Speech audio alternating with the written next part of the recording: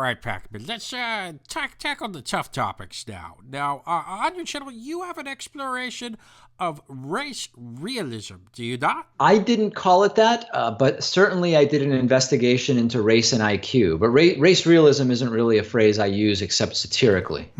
Well, I personally was shocked that you didn't even bother to mention the abundant and overwhelming data that suggests that blacks are just genetically unlucky. I'm not familiar with that data. Tell me more. Well, it just so happens that I got it right here.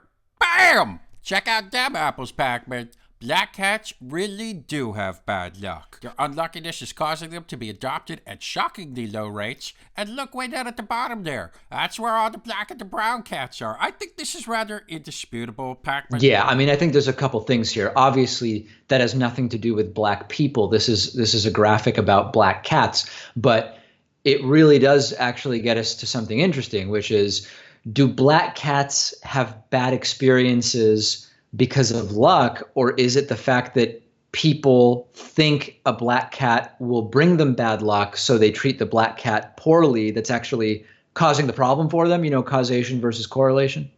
Respectfully, Pakman, that's a bunch of horse crap, okay? Look at this. Here's another study. Black cats stay in shelters 24% longer. And, when they stay in these shelters, they get radicalized. And due to their shockingly high poverty and homelessness rates, they stand a far greater chance of stealing fish and clawing children. Is this really the America that you want, David Pakman?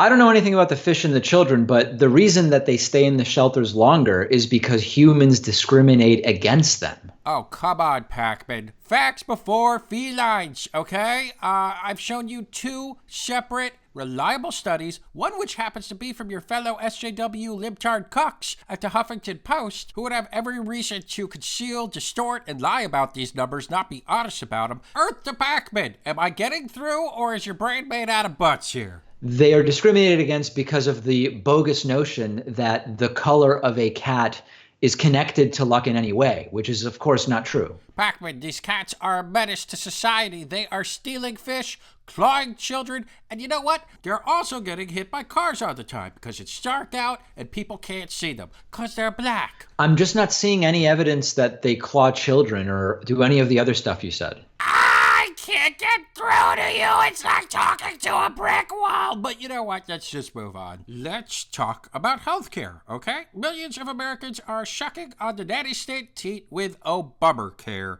Don't you think it's time for a bold new solution? I do. I think the solution would be some kind of universal coverage. I'm open to, a Medicare for all proposal. I'm open to universal insurance. I mean, there's a lot of good proposals that have been put forward, but they would definitely be the opposite of the sort of free market solutions that the right seems to want.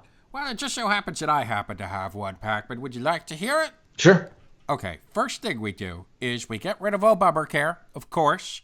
Then we get rid of TrumpCare and Medicare, basically all the cares. We just get rid of them and replace it with, are you ready for this?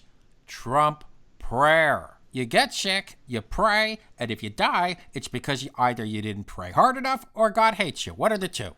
Yeah, that's insane. And I think that if that ever happened, it would really signal probably the end of the United States as we know it. Oh, good. That's an area of agreement right here. It would be sort of insane because a lot of people would die as a result of this. And it would really be because they don't know how to pray effectively. Millions of Americans have never tried praying in tongues. That's a great way to boost your prayer power. And then on top of that, just honestly, there are a lot of people that God just hates. So I say we teach in schools how to pray effectively and just let people, leave them to their own devices. Yeah. Is there any evidence that the power of prayer can heal a broken bone, for example? Oh, yeah, for sure. I mean, just stories about it all over the Bible, man. I guess I'm pretty sure about that. I'm Jewish, so I haven't read the part that you're talking about anyway. Oh, okay. I'm actually glad that you brought that up because it's true. You are kind of Jewy, even though that you're from Argentina, which I don't know, I think is a little weird because, you know, it sort of sounds like a Saudi Arabian Scientologist or something. I just didn't know that they made Jews in Argentina. But I'm not exactly sure the way in which it's like that, but there's, you know, a fairly sizable Jewish population in Argentina, people that fled Europe, often between World Wars I and II, and I was born to some of those people. okay, well, that's actually a really great thing because I have a question for you, something I've been trying to figure out for quite a while now. What do you think of this nefarious little Jew baby kid right here, okay? What is he up to? Just something does not seem right here, and I can't put my finger on it. What would you say is going on? Like, what is that? What is he eating? It seems like a piece of cheese or maybe a red apple. Yeah, very deceptive. You can't tell what it is. I'm telling you, Dave, this kid is up to no good. What do you mean, What are you hiding, Dave? I think you know what this nefarious little boy is up to. I think he's hungry.